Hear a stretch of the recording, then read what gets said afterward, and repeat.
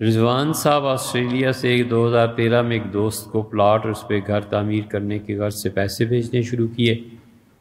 انہوں نے فرمایا کہ پلاٹ لے لیا ہے۔ میرے پاکستان وزٹ پہ مجھے ایک کالونی میں لے گئے، تعمیر کا کام دکھایا، لیکن مجھے کچھ نہیں ملا۔ میں نے ان سے تقریباً 7 لاکھ کی رقم لینی ہے اور اس بات کو تقریباً 10 سال ہو گئے۔ اس عرصے میں ایکسچینج ریٹ میں بھی بہت فرق پڑ گیا کیونکہ یہ رقم قرض نہیں تھی۔ اس کی واپسی کی کیا صورت ہوگی؟ تحریراً بھی جواب لکھ دیا ہے، آپ بھیجیں کوئی ایڈریس وغیرہ جو بھی ہے، ہم اس کی کاپی آپ کو کسی کو کہیں گے دوست کو بھیج دے گا۔ اب جو آپ نے تعمیر کی غرض سے پیسے دیے تھے وہ پیسے آپ کو واپس ملنے چاہیے۔ انہیں چاہیے کہ ان پیسوں کو پلٹائیں یا پھر جو انہوں نے اس سے تعمیر کیا اس کا کوئی شواہد، کوئی چیزیں دکھائیں۔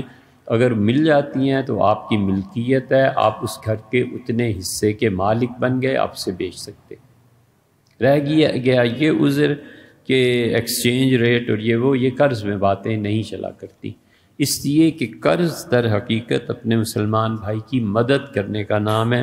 اگر ایمان ہے اور اللہ پہ اور آخرت پہ یقین ہے تو اسے دنیا میں یہ چیز برداشت کرنی پڑے گی، اللہ اجر سے نوازے گا، بہت بڑا اجر۔ حضور صلی اللہ علیہ وسلم آیا، میں جنت میں داخل ہو رہا تھا تو میں نے ایک تختی دیکھی جنت کے دروازوں پر لٹکی ہوئی تھی، تو میں نے اسے پڑھا۔ اس حدیث سے معلوم ہوتا ہے کہ حضور صلی اللہ علیہ وسلم کو لکھنا پڑھنا آتا تھا۔ یہ بعض امت میں ائمہ اس طرف گئے تو آپ نے فرمایا اس میں لکھی تھی پہلی سطر کہ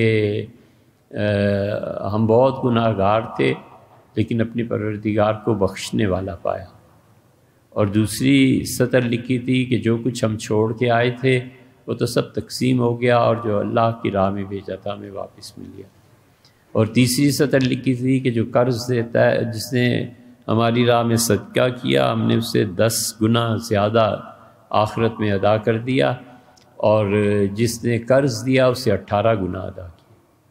میں نے کہا جبریل اصل زر ختم ہو گئی، پیسے چلے گئے ہاتھ سے، اسے 10% اور جو قرض دے رہا ہے اسے 18%۔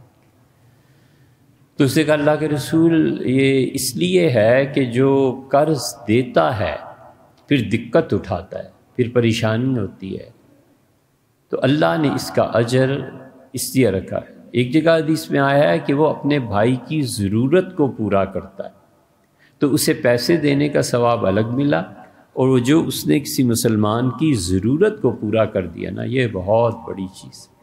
اس لیے شریعت نے قرض کے معاملے میں ان چیزوں کا اعتبار نہیں کیا، اور جو لوگ اللہ کی راہ میں قرض دیتے ہیں، جو نیکی اور اچھائی کے کاموں میں خرچ ہوتا ہے، وہ بھی تو ایک پوری چیز ہے نا، وہ کہاں سے قیامت میں۔ امام محمد رحمۃ اللہ علیہ کی غالباً امام محمد رحمۃ اللہ علیہ تھے، ان کی ایک نماز جماعت رہ گئی تو انہوں نے وہ نماز 25 یا 27 مرتبہ پڑھی۔ انہوں نے کہا حضور صلی اللہ علیہ وسلم فرمایا کہ جماعت کی نماز جو جماعت والے لوگ پڑھتے ہیں وہ عام آدمی جو اپنے گھر میں یا کہیں بھی فرض پڑھتا ہے اس سے 27 گنا افضل ہوتی ہے۔ تو 27 مرتبہ انہوں نے نماز پڑھی تاکہ میری نماز جنہوں نے مسجد میں نماز ادا کیا ان کے برابر ہو جائے۔ بہت خوش تھے، فرماتے تھے میں نے ایک فرشتے کو خواب میں دیکھا، اس نے کہا محمد 27 گنا تو ہو جائے گی لیکن وہ جو تکبیر اولیٰ انہیں ملی تھی اس کا کیا کرو گے؟ پہلی تکبیر کی بڑی فضیلت ہے نا کہ امام کے ساتھ پہلی تکبیر کہی جائے، تو انہوں نے کہا محمد اس کا کیا کرو گے؟ تو یہ بہت سی چیزیں ایسے ہی ہیں جن کو اللہ بہت مختلف ذرائع سے پورا کر دیتا ہے، کسی کا احسان نہیں رہنے دیتا۔ کبھی ممکن ہی نہیں ہے کہ خدا کسی کا احسان رکھے لے، قطعاً اس صفحے کو ہی پھاڑ دینا چاہیے۔ اس کی اولاد میں پینشن چل پڑتی ہے، تمہارے دادا نے یہ کام کیا تھا لہٰذا تم ان کی نسل سے ہو، یہ لو، کسی کا احسان نہیں رکھتے۔ بہت لمبی باتیں ہو جاتی ہیں۔ ایک کتاب ہے کشف المحجوب، اس میں ایک موقع پہ انہوں نے ایک صحابی رضی اللہ عنہ پہ اعتراض کیا ہے، وہ نکال دیں تو نہایت عمدہ کتاب۔ حضرت علی حجویری رحمۃ اللہ علیہ جو تھے فرماتے تھے کہ میرے شیخ نے مجھے کہا کہ لبنان چلو۔ لبنان میں پہاڑ ہیں، ہم نے دیکھے ہیں، وہاں بے شمار درخت اور سب قدرتی پھل لگتے ہیں، بہتر سے بہتر پھل آپ وہاں کھا سکتے ہیں، اور کوئی جنگل ہے، اور پانی وہ بھی بہت بہترین، سیاحت کے لیے لوگ جاتے ہیں۔ خیر لبنان گئے تو وہاں بھی گئے، تو صوفیہ اپنے مریدوں کی تربیت کے لیے انہیں وہاں لے جاتے تھے، کھانا پینا مفت، کپڑے جو ہیں بس ٹھیک ہے آرام پہنو، ساتھ لے لو رکھو کچھ بھی۔ حضرت فرماتے تھے رحمہ اللہ کہ میں اپنے شیخ کے ساتھ گیا تو میرے شیخ بہت صاحب کشف تھے، ہمیں ڈر لگتا تھا ان کے سامنے جانے سے، پتہ نہیں کس وقت کیا چیز سامنے آ جائے۔ تو میں جوان لڑکا تھا اور حضرت بوڑھے ہو گئے تھے، تو میں اپنے شیخ کو کھانے سے پہلے ہاتھ دھلوا رہا لوٹا، تو میرے دل میں آیا کہ یا اللہ کیا مصیبت ہے اس جوانی اور اس شادابی اور اس عمر میں ان بڈھوں کی خدمت کروں۔ تو شیخ نے سر اٹھایا اور مجھ سے فرمایا کہ اس وقت سوچا ہوتا جب تربیت کی ٹھانی تھی، تربیت میں تو پھر یہ ہوتا ہی ہے۔ تو میں شرمندہ ہوا، مجھے شیخ کا انتقال ہو گیا، کفن کے لیے کپڑا نہیں تھا، تو سب دوست سوچ میں پڑ گئے کہ کفن تو ایک نیا نیا درویش ہوا تھا، اسے بڑا شوق تھا گدڑی پہننے کا۔ یہ گدڑی جو تھی یہ صوفی لوگ تھے، حلال کا کپڑا چاہتے تھے، لوگوں کے مال میں حلال ہوتا نہیں، تو وہ کہیں بھی گرا پڑا کپڑا اٹھا لیتے تھے، دھوتے تھے اور اس کو پیبند لگا دیتے تھے، ہوتے ہوتے قمیص بن گئی، گدڑی بن گئی۔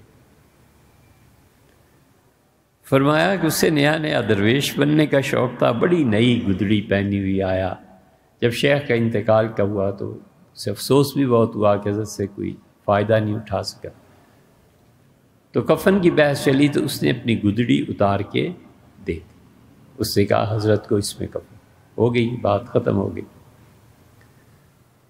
تو اگلے دن بارش شروع ہو گئی، سردی کا موسم شدید، فجر کے بعد درویش بیٹھے ہوئے تھے، وہ جس نے گدڑی دی تھی تو کانپنے لگا، اتنی سردی۔ تو اس نے سوچا کہ کاش کل وہ گدڑی نہ دی ہوتی تو آج سردی میں کام آ جاتا۔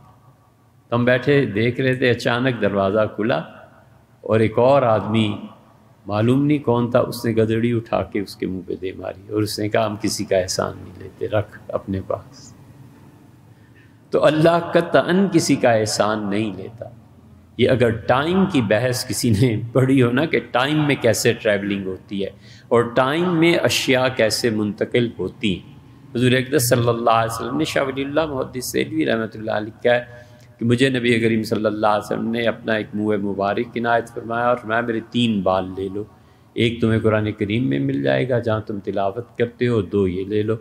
جو میں جب اٹھا تو میری ہتھیلی پہ وہ دونوں بال موجود تھے۔ یہ جو ٹائم میں ٹریولنگ لوگ کرتے ہیں نا، یہ اس طرح کی چیزیں معمولی بچوں کی بات ہے، کوئی اتنی بڑی بات نہیں ہے۔ تو اس لیے اللہ کسی کا احسان رکھتا ہی نہیں۔ ایک صاحب کے نانا تھے، انہوں نے زمین دی تھی علی گڑھ میں، اور ان کے دادا نے زمین دی تھی دیوبند میں اس وقت۔ اب وہ امریکہ میں ان کی کمپنی بک گئی اور اربوں پتی ہو گئے، کروڑوں بھی نہیں اربوں پتی۔ تو ان کے ایک عزیز نے مجھ سے کہا کہ اچھا ان کا نصیب جاگا ہے۔